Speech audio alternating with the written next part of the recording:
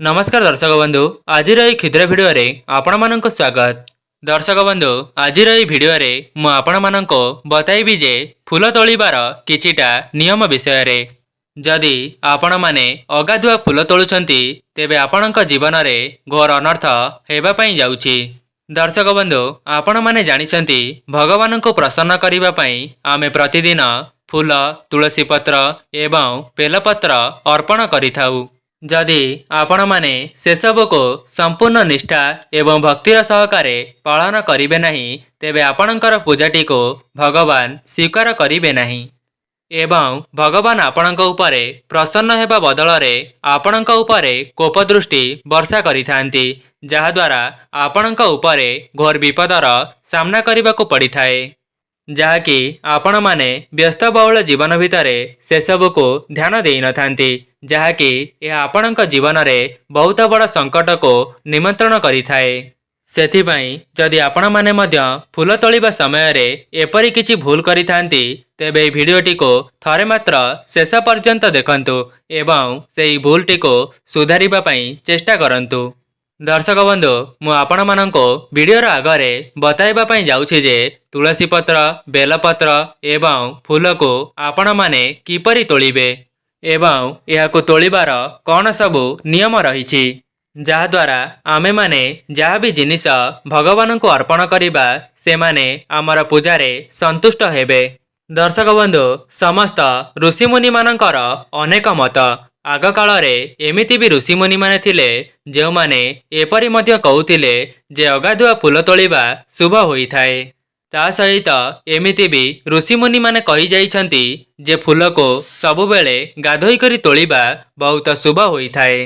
तेबे बहुत गुड़िए धर्मग्रंथ रे एमिति भी तथ्य मिलिअछि जे आपण माने गाधोईकी हेउ किंबा अगाधुआ हेउ जदि आपण माने किछिटा नियमर पालन करी फूल तोलंती तेबे आपणको सेथिरु शुभ फल प्राप्ति होइथाए एवं भगवान से सब को श्रद्धार सहकारे ग्रहण करिथांती।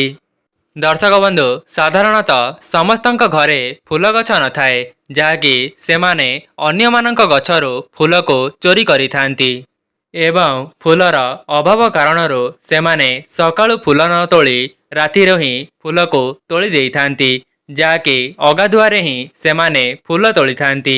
यह प्रायतः सहरांचल किंबा ग्रामांचल रे देखिबा पई मिलिथाए। दर्शक बंधु तेबे आपण माने जानी रखंतु जे शास्त्र अनुसारे फूल को चोरी करी आनिबा उचित नुहे। कहार भी बिना अनुमति रे ता गछरु फूल चोरी करिबा एहा शास्त्र रे मध्य अमान्य अटे। नचेत आपण माने गछ मालिकंक ठारो अनुमति नेई फूल तोलंतु किंबा आपण माने गछर अनुमति नेई सेही गछ को प्रणाम करी तापर जाई फूल को तोली पारंती। शास्त्र रे एमिति भी कुहा जाइछि जदि आपण माने फूल तोलुछंती तेबे आपण खाली पादरे फूल तोलिबे एवं आपण माने फूल तोलिबा समय रे जेपरि तेल लगाई नथिबे एवं आपण माने जदि रात्रि समय रे फूल तोलुछंती तेबे आपण माने राति रे जेउ वस्त्र को परिधान करी शयन करिथिबे ताहाको बदलाई देई आपण माने गोड़ मुह एवं आपणक शरीर रे पानी छिंची होई आपण माने फूल को तोली पारिबे। एहा व्यतीत चंद्रग्रहण सूर्यपराग किंबा शुद्धिक्रिया दिन अगाधुआरे फूल तोलिबा बारण करा जाइछि। आपण माने देखिथिबे अनेक लोक एमिति भी अछंती जेउ माने पूर्व दिनरो ही फूलर कड़टी को आनी निज घरे रखी देइथांती एवं ता परदिन भगवानक निकटरे सेही फूलटी को अर्पण करिथांती। किंतु जेउ माने भी एपरि करूछंती एहा तांक जीवन रे बहुत बड़ समस्या को निमंत्रण करिथाए, जहाँकि यह शास्त्र रे मध्य विरुद्ध अटे। कारण फूलटी दिनक परे बासी होई जाइथाए, जहाँकि आपण माने जदि भगवानक निकटरे ताको अर्पण करिबे तेबे भगवान आपणक उपरे रुष्ट होई जिबे। दर्शक बंधु कौन आपण माने जानिछंती एमिति दुईटी फूल अछि जहाको आपण माने बासी करी मध्य भगवान को अर्पण कले भगवान प्रसन्न होइथांती। तेबे सेही दुई गोटी फूल हेउछि पद्म फूल एवं स्वर्ण चंपा फूल। एही दुईटी फूल मौली जाई पारे किंतु केबे हेले बासी होई न थाए, जहाँकि शास्त्र रे मध्य वर्णित अछि। तेणुकरी एही फूल को आपण माने 2-3 दिन पूर्वरु तोली करी रखिले मध्य एहा पूजार योग्य होइथाए। दर्शक बंधु आपण मानक मनरे प्रश्न आसुथिबो जे फूल को पानी रे धोई करी ताहाको अर्पण करा जाई पारे किंबा नाही। तेबे आपण माने फूल रे पानी छिंची मध्य ताहाको भगवानक निकटरे पूजा कराई परिबे। नचेत आपण माने फूलटी को संपूर्ण धोई करी भगवानक निकटरे अर्पण करि परिबे। दर्शक बंधु शास्त्र रे एमिति भी कुहा जाइछि जदि आपणक घरे फूल गछ अछि तेबे आपण माने प्रत्येक दिन ताहाकु गाधोई करी तोली परिबे। किंतु फूल तोलिबा समय रे आपण माने किछिटा नियम को निश्चित भावरे पालन करिबे, जहा द्वारा भगवान मध्य आपणक पूजारे संतुष्ट हेबे एवं आपणक जीवन रे जहा भी किछि कष्ट समस्या लागि रहिथिबो से सब को मध्य खूब शीघ्र दूर करिदेबे। तेबे सेही नियम गोटी हेउछि आपण माने फूल तोलिबा पूर्वरु 2टी मंत्र को उच्चारण करिबे। तेबे सेही मंत्र हेउछि ओम वरुणाय नमः, ओम भूमाय नमः। आपण माने एही मंत्र को उच्चारण करी गाधोई सारी मध्य आपण फूलटी को तोली परिबे एवं एही फूलटी को भगवान श्रद्धार सहित ग्रहण करिथांती। दर्शक बंधु तुलसी पत्र तोलिबार मध्य किछिटा नियम रहिछि। आपण माने अगाधुआ किंबा संध्या परे रविवार किंबा संक्रांति दिन तुलसी पत्र को छिड़ाइबे नहीं।